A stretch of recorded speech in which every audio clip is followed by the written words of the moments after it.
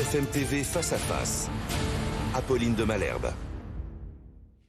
Il est 8h32 et vous êtes bien sur RMC et BFM TV. Bonjour Didier Migaud. Bonjour. Merci d'être dans ce studio pour répondre à mes questions. Vous êtes le nouveau garde des Sceaux, ministre de la Justice. On vous a encore peu entendu depuis votre prise de fonction. Merci donc d'être venu répondre. Je voudrais qu'on parte de la situation à Marseille pour essayer de comprendre les besoins de la justice aujourd'hui, les difficultés auxquelles elle fait face. Marseille, une sauvagerie inédite, a dit le procureur, après ce qu'il s'est passé la semaine dernière. Les jeunes, de plus en plus jeunes et de plus en plus violents. En 48 heures, il y a eu un jeune de 15 ans, petite main du narcotrafic qui avait été poignardé, brûlé vif, son corps abandonné dans une poubelle. Et 24 heures plus tard, un tout jeune tueur à gages, 14 ans, un ado, qui avait tué un chauffeur Uber d'une balle dans la nuque. Et l'on apprend que celui qui tire les ficelles a lui-même 23 ans. Il est déjà condamné et il passerait commande depuis un quartier d'isolement à la maison d'arrêt d'Aix-Luynes. Ça pose énormément de questions. Vous avez d'ailleurs demandé une inspection à l'inspection générale sur la situation de ce centre pénitentiaire. Ça pose des questions sur la justice des mineurs, ça pose des questions sur le narcotrafic et sur la réponse pénale que vous allez y apporter. Sur la justice des mineurs d'abord, et je voudrais une question très concrète. Aujourd'hui, elle se passe en 2 temps, culpabilité, sanction. Allez-vous réunir ces 2 moments? Allez-vous reprendre la justice des mineurs dans ce pays? Les faits que vous reproduisez sont atroces.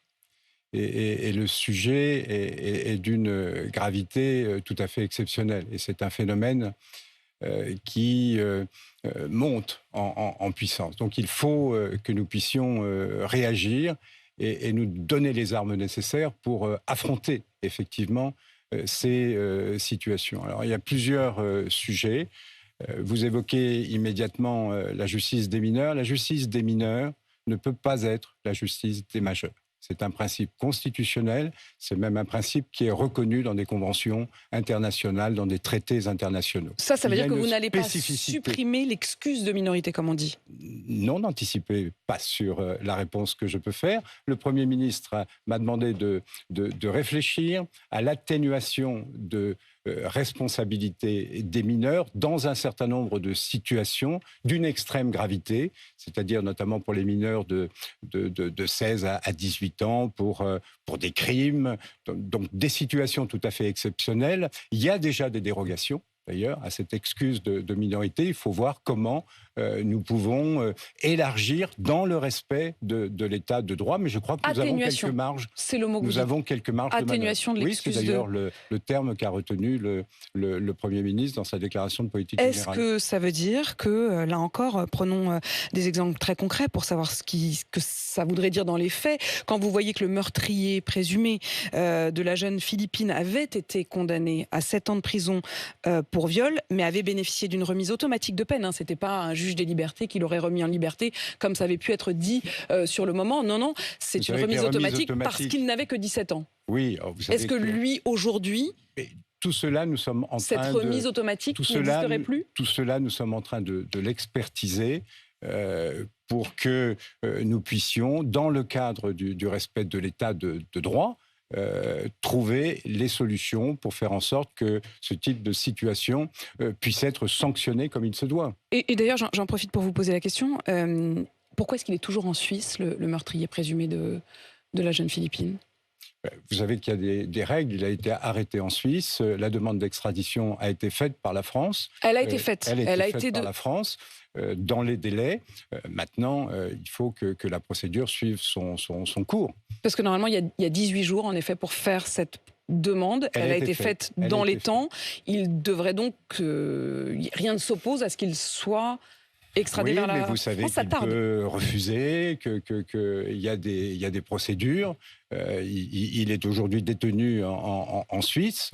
Donc il y a une garantie au niveau de sa détention. Maintenant, je ne peux pas me substituer à la justice suisse et au gouvernement suisse. Mais vous avez l'impression qu'il y a quelque chose qui bloque ou pas? Écoutez, nous le verrons. La demande a été formulée hier et la France insistera, bien évidemment, pour que cette personne soit jugée en France. Didier Migaud, allez-vous rétablir la double peine? C'est aussi une des questions qui s'est posée. Alors, qu'est-ce que c'est que la double peine? Pour vous parler des peines planchées, des peines accentuées pour la récidive? On peut parler de tout ça aussi, hein, mais en l'occurrence, la question de savoir si ceux qui sont arrêtés pour des crimes en France et qui n'auraient pas la nationalité française doivent être renvoyés automatiquement. Cela dépend une fois de plus des situations. Vous savez, les réponses ne sont jamais aussi simples que les questions que vous exprimez. Alors ça je suis bien consciente que votre job est plus difficile que le mien. Ça n'est pas toujours compris par l'opinion publique qui souhaite qu'effectivement, qu'à partir du moment où de telles atrocités sont commises, les personnes puissent être poursuivies et bien sûr sanctionnées. Et je suis pour une réponse pénale ferme. Et je veux rassurer l'opinion publique sur l'état d'esprit des magistrats qui apportent des réponses fermes à l'ensemble de ces situations. D'ailleurs, quand vous constatez les décisions que peuvent prendre les cours criminelles départementales, quand vous les comparez aux décisions qui sont prises par les cours d'assises, où d'un côté vous avez sur les cours criminels des magistrats professionnels, de l'autre côté, au niveau des cours d'assises, à la fois des magistrats professionnels, mais aussi des citoyens qui sont des jurés. Les décisions sont plus sévère au niveau des cours criminels, c'est-à-dire là où il n'y a que des magistrats professionnels. Donc voilà, il faut... Je suis navré de ces attaques contre la justice, qui remettent en cause d'ailleurs l'indépendance de la justice. Vous estimez aujourd'hui qu'il faut défendre l'institution? Mais bien évidemment. Dans une démocratie, ne pas défendre la justice, c'est remettre en cause les fondements de la démocratie. Alors, il faut veiller au bon fonctionnement de la justice, dans le respect d'un certain nombre de droits. Et l'indépendance de la justice, l'individualisation des peines, c'est quelque chose qui est essentiel dans une démocratie. Mais il faut aussi, bien sûr, que la réponse pénale soit ferme. Et les instructions que je donnerai au niveau d'une politique pénale seront toujours fermes. Mais pas de rétablissement de la double peine. Mais tous ces sujets-là, nous allons essayer de les aborder. Je veux en tout cas, ce n'est pas votre souhait à ce stade. Je veux éviter les solutions simplistes. Il y a parfois un certain nombre de propositions qui sont formulées. On se fait plaisir en les formulant. Et puis, en fait, on voit que ça ne marche pas. Par exemple, les peines planchées, on ne peut pas considérer que ça a été une réussite. D'ailleurs, les peines accordées après la suppression des peines planchées ont été plus sévères. Donc évitons les solutions faciles. Bon, et faisons confiance au juge. Le juge, il a connaissance d'un certain nombre de faits dans le dossier qu'obligatoirement vous n'avez peut-être pas au niveau des médias ou que le citoyen n'a pas.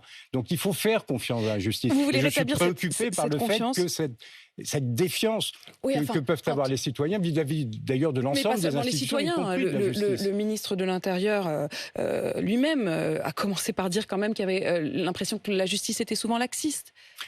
Non, il a tort de le penser, s'il l'a exprimé. Rien ne sert d'attaquer les magistrats, c'est même totalement contre-performant. Je ne souhaite pas opposer la police à la justice. Il n'y a pas d'un côté la police qui arrête les délinquants et puis la justice qui les libère de l'autre. Ça n'est pas vrai. Bon, il y a une complémentarité. D'ailleurs, une police qui est bien connue par les citoyens, qui est la police judiciaire, elle est sous l'autorité du procureur de la République, bon, et sous le contrôle de la Chambre de l'instruction, et sous la surveillance du procureur général. C'est déjà la justice. Vous savez, la justice, mais ce sont des milliers de décisions qui sont prises. Je ressens un ministre un peu sur la défensive, malgré tout. C'est-à-dire que vous venez de prendre votre boulot parce que la justice est attaquée et que, comme garde des Sceaux, je dois la défendre, tout en ayant une réponse ferme sur le plan pénal, tout en étant ferme, sans complaisance, sur d'éventuels manquements. Sur la question du narcotrafic, l'une des pistes évoquées d'ailleurs par ce même ministre de l'Intérieur, Bruno Retailleau, ce matin dans le journal Le Parisien, il dit l'avoir évoqué avec vous, un parquet national dédié au narcotrafic. Oui, il faut voir si c'est la meilleure solution. Et j'espère apporter une réponse très, très rapidement. Je précise que, par exemple, il y a un parquet spécialisé sur la lutte contre le terrorisme. C'est une solution qui n'est pas partagée totalement dans le monde de la justice. Donc, en tout cas, je souhaite que nous puissions répondre à ce sujet qui est d'une gravité exceptionnelle dans des délais rapprochés. D'ailleurs, à Marseille, nous sommes convenus avec le ministre de l'Intérieur d'y aller ensemble. Ce sera symbolique. Main dans la main. Main dans la main, je ne sais pas. C'est pas. Mais nous pouvons avoir des sensibilités différentes. Le gouvernement n'est pas monocolore, mais nous devons être capables de travailler ensemble sur un certain nombre de sujets, trouver des compromis utiles pour répondre justement de façon efficace aux problèmes qui se posent. Et je pense que c'est tout à fait possible. Mon prédécesseur y avait travaillé. Une commission d'enquête a eu lieu, d'ailleurs au niveau du Sénat, avec des propositions conjointes. C'était des propositions consensuelles. Vous aviez une double autorité ensemble. Mais bien évidemment, il le faut. Il le faut. En plus, nous sommes dans une situation dans notre pays où il n'y a pas de majorité absolue. Bon, et avec une dissolution qui n'est plus possible pendant un certain temps. Il faut bien travailler ensemble dans l'intérêt du pays. Il y a des attentes très fortes. Mais c'est par nécessité au minimum. L'intérêt général nous impose de le faire. Didier Migaud, on va revenir aussi sur ce qui s'est passé d'ailleurs avec cette prison. Depuis la prison, cette commande, je le disais tout à l'heure, de ces terribles jeunes à Marseille. Mais justement, puisqu'on parle de Marseille, je voudrais vous poser une question sur ce qu'il s'est passé hier soir au Beaumet. Selon les informations du service police-justice de BFM TV, un détenu en aurait égorgé un autre. Êtes-vous en mesure de nous le confirmer ce matin ? Je confirme qu'il y a effectivement un crime qui a été commis. Je ne peux pas davantage commenter, mais je confirme cette information. Vous confirmez cette information dans le contexte que l'on connaît, le contexte aussi de surpopulation carcérale, d'extrême difficulté à permettre que les uns et les autres vivent ensemble dans les prisons. Comment vous réagissez, ministre il y a quelques années, les États généraux de la justice ont décrit une situation de crise au niveau de la justice, au niveau de nos prisons. Cette situation... elle a été prise en considération. Vous avez une loi de programmation qui a été votée. Il faut que les engagements pris soient au maximum respectés, y compris dans un contexte de situation budgétaire dégradée. Je partage l'objectif du Premier ministre de redresser les comptes publics. C'est une nécessité. Et puis, ce n'est pas l'ancien Premier président de la Cour des comptes qui va. Mais je pense qu'on peut maîtriser les finances publiques tout en conservant des priorités. Vous savez, autour de nous, il y a des tas de pays qui y arrivent de maîtriser les finances publiques et dans le même temps d'avoir des priorités. Le budget de la justice, dans notre pays, c'est 2% des dépenses de l'État. Nous sommes très en deçà de ce qu'on font d'autres pays qui nous sont comparables. Donc on attend beaucoup de la justice, il faut pouvoir lui donner les moyens. Il y a un certain nombre d'améliorations qui peuvent être obtenues. C'est à moi que vous parlez interne. là ou c'est au Premier ministre, à travers mon micro ? Je parle aux citoyens, à l'ensemble des citoyens. Le Premier ministre, je lui en ai parlé, je crois qu'il est tout à fait conscient de cette situation. Il s'est exprimé. Vous avez dit il y a 2 jours que le budget tel qu'il vous avait été présenté pour l'instant, le budget de la justice, n'était pas satisfaisant. Oui, je partais de la lettre plafond qui a été arrêtée au mois d'août et qui n'est pas satisfaisante au regard des engagements qui ont été pris. Donc le Premier ministre, d'ailleurs, a dit qu'il souhaitait, sur un certain nombre de budgets, dont la justice, faire des ajustements. Donc nous sommes, en discussion. Dans ce moment-là, vous êtes en égo, quoi. Mais qui est un moment normal entre un ministre et puis le Premier ministre qui doit faire les arbitrages. Et a priori, je lui fais confiance. A priori, tout est dans le a priori, Didier Migaud. Non, oui, a priori, et puis j'espère a posteriori. Avez-vous eu, Didier Migaud, la garantie que vous aurez bien les moyens d'assurer, notamment les embauches prévues, ne serait-ce que les embauches prévues, même pas aller plus loin, c'est 1500 magistrats supplémentaires, 1800 greffiers, 1100 contractuels, la poursuite du plan de construction, 18 000 places de prison supplémentaires. Sur les effectifs, c'est ma priorité. On ne peut pas attendre de la justice sans lui reconnaître les moyens nécessaires. Je vous dis, il y a peut-être des améliorations qu'il faut faire. J'ai quelques idées en tête. Dans le cadre d'un dialogue avec les magistrats eux-mêmes, avec tous les acteurs de la justice, je pense qu'on peut simplifier un certain nombre de procédures. On peut peut-être redéfinir le rôle de chacun entre le juge pénal, le juge financier, le juge administratif. Il y a des choses qui peuvent être entreprises pour contribuer à l'amélioration du bon fonctionnement de la justice. Tout n'est pas qu'une question de moyens, mais c'est aussi une question de moyens. Qu'est-ce que vous dites à Nicolas Jauniaux, qui était l'ancien directeur de la prison de Mayotte, qui a annoncé lundi sa démission pour dénoncer, je cite, des conditions de travail dégradées au sein de son établissement pénitentiaire surpeuplé. C'est rarissime, une démission comme celle-là. Oui, et ça traduit une situation effectivement qui était extrêmement difficile. Hein. Il y a eu des mouvements que une j'ai eu mutinerie, prise d'otages, oui, qui s'est déroulée le 28 septembre. Des événements que j'ai eu l'occasion de condamner. Nous avons envoyé d'ailleurs immédiatement des renforts pour soutenir le personnel pénitentiaire qui est sur place. Il y a d'ailleurs un projet de création d'un nouvel établissement sur Mayotte. Oui, mais justement, il le dit, ce projet est pour l'instant uniquement à l'état de plan. Il n'y a pas la première pierre. Eh bien, écoutez, nous allons tout faire pour essayer d'accélérer les choses. C'est un problème que nous avons à Mayotte, c'est un problème que nous avons aussi dans d'autres départements ou territoires d'outre-mer, et c'est un problème que nous avons y compris en métropole. Je précise d'ailleurs les chiffres. Hein. Dans cette prison-là, il y a 650 détenus au moment où on se parle pour 278 places. Je reprends ma question, Didier Migaud. Ces 2 drames à Marseille, on apprend qu'ils ont été commandités par un homme de 23 ans depuis le quartier d'isolement d'une prison. Comment c'est possible, ça ? Eh ben, c'est incompréhensible, donc il faut chercher à comprendre. C'est pour ça que j'ai décidé d'une inspection. Donc j'espère en avoir les résultats très vite. Ça ne veut pas dire d'ailleurs qu'il y ait eu des manquements en tant que tels, mais il y a des dispositifs qu'il faut vraisemblablement renforcer. C'est pour justement ne plus avoir ces matériels qui normalement sont interdits et qui arrivent encore à pénétrer dans les prisons par des drones, par des envois dans des cours qui ne sont pas suffisamment couvertes. Donc là aussi, ça nécessite des moyens. L'idée de couvrir de manière systématique les cours des prisons, c'est une des solutions. C'est une solution. Vous avez aussi des mécanismes anti-drones. Vous avez aussi des portiques de sécurité qui peuvent mieux détecter. Il y avait la fouille. Oui, mais la fouille peut ne pas être suffisante. Vous avez... déjà, il faudrait la rétablir, permettre de manière plus systématique. Bien évidemment. Donc, je ne peux pas davantage commenter, mais sachez que je suis tout à fait conscient de cela et de l'incompréhension que cela peut susciter. Donc, il faut pouvoir prendre des dispositions.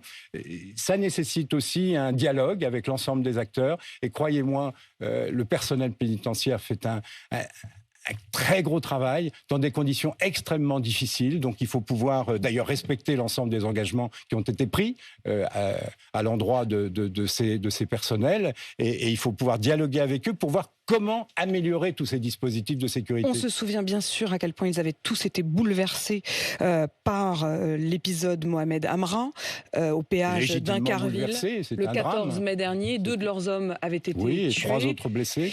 Il est toujours l'homme le plus recherché de France. Oui, bien sûr. On n'a pas de... tout à fait légitime. Depuis le 14 mai dernier. Oui. Vous n'étiez pas vous-même ministre, hein, c'est pas... mais vous comprenez effectivement que ça interroge. Bien évidemment, mais tout est employé pour faire en sorte qu'il soit retrouvé et qu'il puisse être... Les moyens sont encore aujourd'hui mis sur cette piste, sur cette recherche ? Je le pense. Je ne vais pas me substituer au ministre de l'Intérieur. Et je comprends l'émotion légitime des personnels pénitentiaires. Il y a un protocole, dit protocole d'Incarville, qui a été adopté entre les acteurs pénitentiaire et puis le ministère. Il s'agit de respecter, bien sûr, tous les engagements qui ont été pris. Didier Migaud, l'état de droit est-il sacré ? L'état de droit est fondamental dans nos démocraties. Vous comprenez bien sûr, et je vois votre sourire, que vous comprenez pourquoi je vous pose cette question, parce que cette phrase a été prononcée par Bruno Retailleau. L'état de droit n'est pas sacré, dit-il. L'état de droit, ce sont des principes qui sont considérés comme essentiels dans une démocratie. C'est quoi ? C'est l'indépendance de la justice, c'est la séparation des pouvoirs. Bon, donc, vous en avez parlé ensemble, vous vous êtes compris là-dessus ? Oui, bien sûr, nous en parlons, mais je crois qu'il y a eu des malentendus sur la différence qu'il faut faire entre l'état de droit et l'état du droit. L'état du droit, bien sûr, peut être adapté, modifié, et le Parlement a toute légitimité pour le faire, mais on peut le faire, on peut, je pense, répondre à tous ces sujets extrêmement difficiles en respectant l'état de droit. L'état de droit peut changer? Est-ce qu'il peut évoluer? Est-ce que vous estimez par exemple L'état qu'il du faut droit toucher... peut évoluer. L'état du Est-ce droit qu'il faut peut toucher à la évoluer. Constitution potentiellement? Le pouvoir constituant a tout à fait la possibilité. Il y a des Vous n'auriez pas procédures de prononcé cette révision. phrase en tout cas. Il y a des procédures de révision de la Constitution, mais je pense que dans le cadre de l'état de droit, nous pouvons améliorer un certain Dans nombre le cadre de de dispositifs. cet état du droit aujourd'hui en France? Je pense que l'état du droit peut évoluer, bien évidemment. Je pense que, y compris avec Bruno Retailleau, nous pourrons faire un certain nombre de propositions sur des préoccupations qui peuvent nous être communes. Une fois de plus, je pense qu'on peut trouver les compromis nécessaires et on peut passer les compromis sans se compromettre. C'est à la fois philosophique et politique. Merci beaucoup Didier Migaud, ministre de la Justice, d'être venu ce matin répondre à toutes ces questions et confirmer tristement cette nouvelle. Vous le confirmez, un crime a donc été commis entre deux détenus au Baumette la nuit dernière.